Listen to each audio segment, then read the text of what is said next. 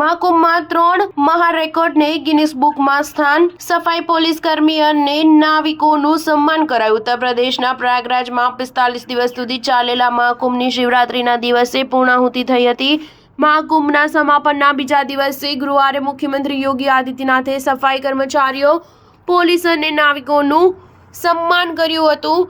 આ સાથે મહાકુંભે 3 મહારેકોર્ડ સર્જ્યા હતા, જેના લીધે ગિનિસ બુક ઓફ વર્લ્ડ રેકોર્ડમાં તેનું નામ નોંધાયું હતું.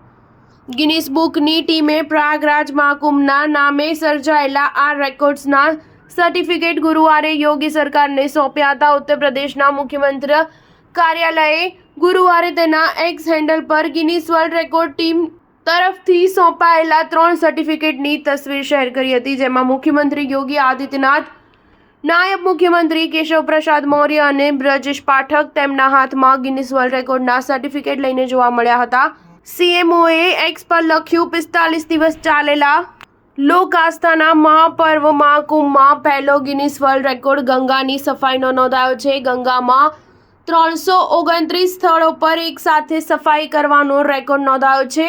વર્લ્ડ રેકોર્ડ બનાવવા માટે 250 સ્થળ પર એક સાથે અડધા કલાકમાં સફાઈનું લક્ષ્ય હતું, પરંતુ 329 સ્થળો પર એક સાથે ગંગા સફાઈ અભિયાન ચાલ્યું, જે વર્લ્ડ રેકોર્ડ છે. બીજો વર્લ્ડ રેકોર્ડ હેન્ડ પેઇન્ટિંગનો છે, જેમાં 10,102 લોકોએ એક સાથે પેઇન્ટિંગ કરી છે. આ પેઇન્ટિંગ લોકો દ્વારા એક સામૂહિક પ્રયાસ હતો. આ પહેલા રેકોર્ડ 7,660 લોકોનો હતો. આ સિવાય મહાકુંભમાં ઝાડુ લગાવવાના અભિયાને નવું સીમાચિહ્ન સ્થાપિત કર્યું છે. મહાકુંભમાં 19,000 લોકોએ એક સાથે ઝાડુ લગાવીને મેળા ક્ષેત્રની સફાઈ કરી હતી, જે નવો ગિનિસ વર્લ્ડ રેકોર્ડ છે. આ પહેલા 10,000 લોકોએ એક સાથે સફાઈ કરી હતી.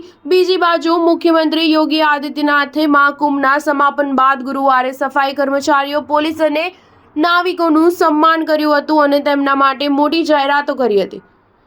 સીએમ યોગીએ કહ્યું કે રાજ્ય સરકારે પ્રયાગરાજમાં મહાકુંભમાં સફાઈ અને સ્વાસ્થ્ય કર્મચારીઓને ₹10,000નું બોનસ આપવાનો, એપ્રિલથી સફાઈ કર્મચારીઓનું લઘુત્તમ વેતન ₹16,000 કરવાનો નિર્ણય કર્યો છે. આ સિવાય અસ્થાયી સ્વાસ્થ્ય કર્મચારીઓને સ્વાસ્થ્ય કવરેજ માટે આયુષ્માન ભારત યોજના સાથે જોડાશે. સ્ટાર ન્યૂઝ 7 હંમેશા સચ્ચાઈની સાથે.